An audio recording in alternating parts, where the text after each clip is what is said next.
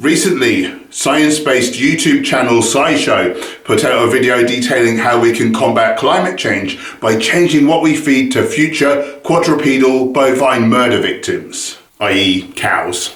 When you think about stuff that contributes to climate change, you might picture huge smokestacks or traffic in Los Angeles or something. No, I think of animal agriculture, the #1 driver behind pretty much every environmental ill.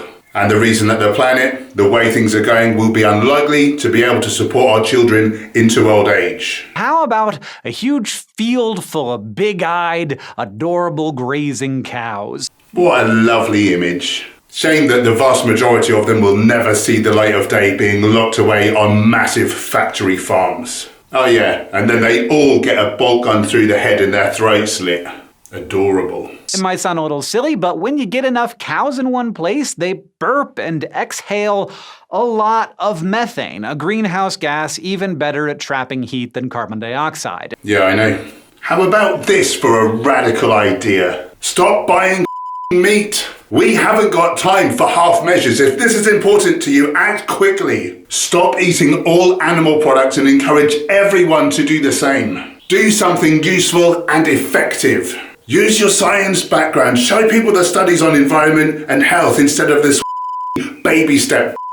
In fact, if cows were a country, that nation would be one of the biggest methane producers in the world, if not the biggest. Stop paying farmers to keep breeding them into existence then. One way to reduce this is to just eat less meat and dairy, and there will be fewer cows created.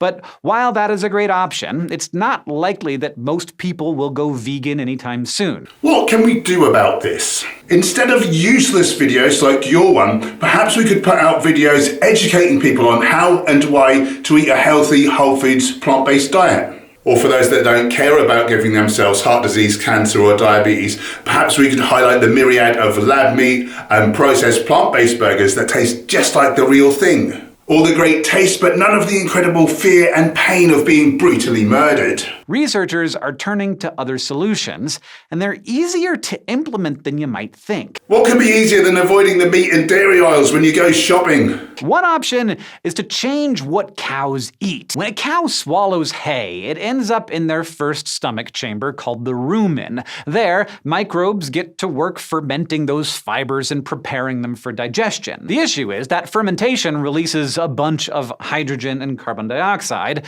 and then other microbes turn those compounds into methane gas, which the cow then burps or breathes out. Over the years, scientists have tried to find food or supplements that reduce the amount of methane those microbes make. One promising option seems to be seaweed. People have been looking into this for a pretty long time, but a study published in 2019 demonstrated just how effective it can be. In it, 12 dairy cows were randomly assigned to 3 groups. All cows ate some hay, but one group's diet consisted of 1% seaweed, a second group of 0.5% seaweed, and the third group got no seaweed. Over several trials, each of which lasted 3 weeks, the cows ate their fancy meals and breathalyzers were used to measure how much methane they were exhaling. And the results were more dramatic than you would think. The cows that received 0.5% seaweed yielded about 20% less methane, and the 1% group yielded about 43% less.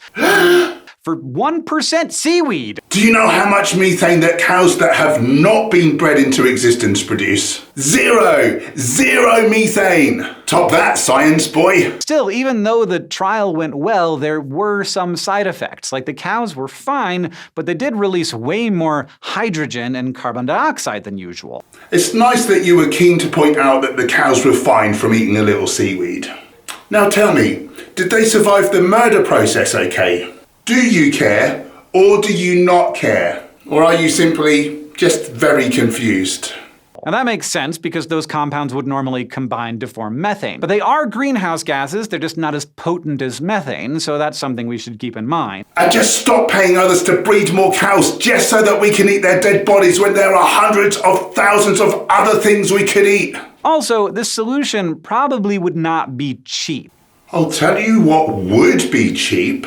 not subsidising farmers so that burgers don't cost like £20 each. Where do you get all that seaweed? There are more than 1 billion cows on Earth, so even if we wanted to scale this up a little, that's still millions of kilograms of seaweed to grow, and that's not something anyone has really tried to do. Oh, so this video was just a big waste of time then. Next time you want to do a video to benefit the environment, how about you encourage everybody to stop eating animals? So scientists are trying to find some other options, and they might have found a pretty cool one.